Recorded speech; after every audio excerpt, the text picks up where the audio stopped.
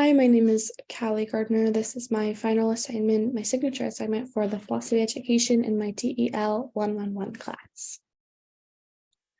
For the purpose of education in our society, I believe that an educator is responsible for educating the community.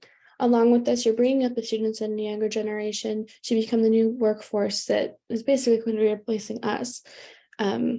So our astronauts, teachers, nurses, doctors, everything in between has to be taught first. And you need to know basics of curriculum before you can even do that. As well as that, without the proper education, the students are going to be unable to thrive as much as possible when they are receiving the best education possible. As referenced in the Why Teach section with the video, What is Education? You can see that there is actually a really good quote. So I was pulling it up. Two fundamental tasks that education should help us with is working and sustaining good relationships. So not only are you learning actual information, but you're learning how to cultivate and create relationships and keep them good and healthy. The role of an educator, both inside and outside of an instructional setting, can vary across all different platforms and across everything in general.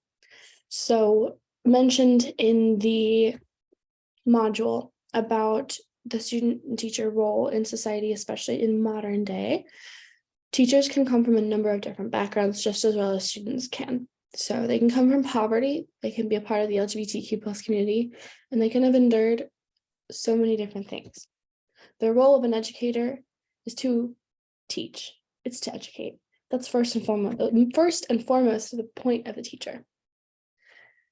In a classroom, it's to create the relationship between the student and the educator so that they are understanding what they are learning and not feeling like they're in a prison. I have definitely had a lot of experiences as a student that will impact me in my future professional career as an educator or as a preschool instructor. So I'm actually the oldest of 7 kids. So me being the oldest of 7 kids, I already take on the motherly role. That has also helped in the deciding factor between me wanting to be a teacher and me wanting to be something else. So that's why I've done that. So that's already impacted me as is. It's on my track to becoming a teacher. Other experiences that have impacted me are the COVID-19 pandemic. It is extremely hard to go through school when it's all online, when you weren't expecting it to be online, which is funny because now I'm completely online and virtual, and I'm actually learning a lot better than I would in a classroom.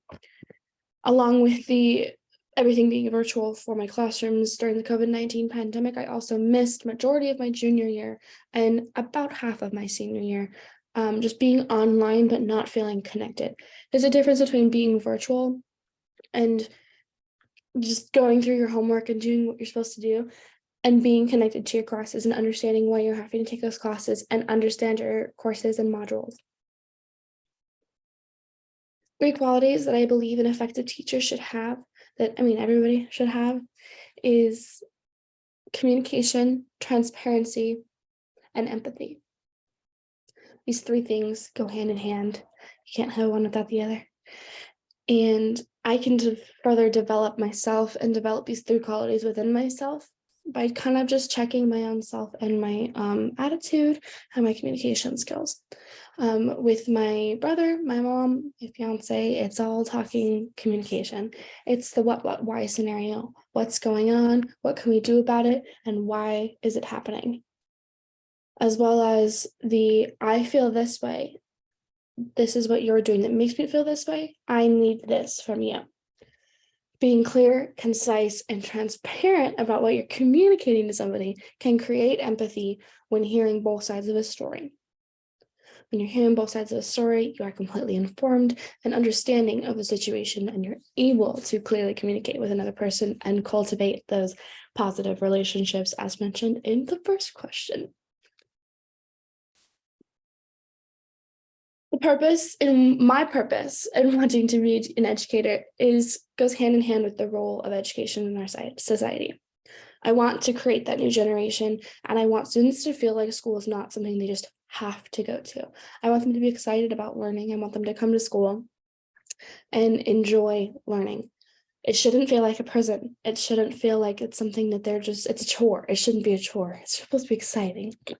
And so I want to be like the teachers that I had in school, because I had Mr. Young, who was my English teacher.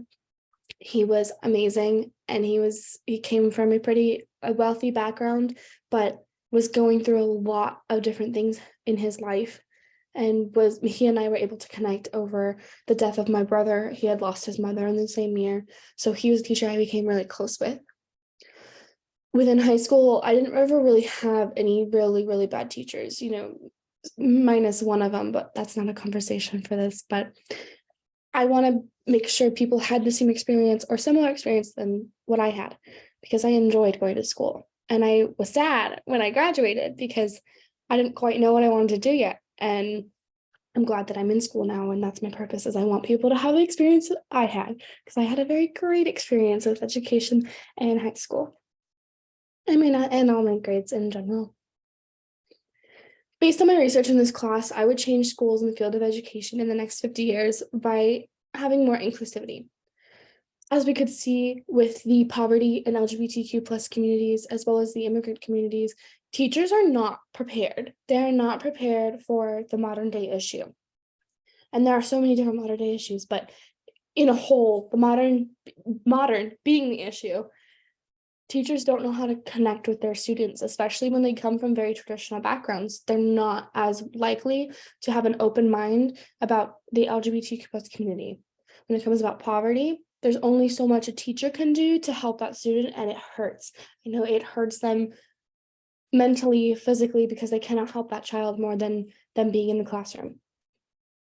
As for immigrant children, teachers are not prepared to help people with language barriers.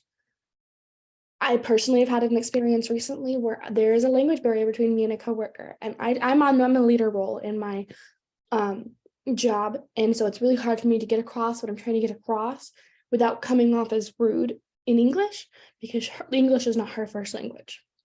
So I would first of all open up some availability for language, so that would really help, as well as see if there's a way to cut costs with the schools that are asking for donations and asking for money, so that these schools can have a little extra, if that makes sense. Like, leave what you don't need, get some more of what you do need.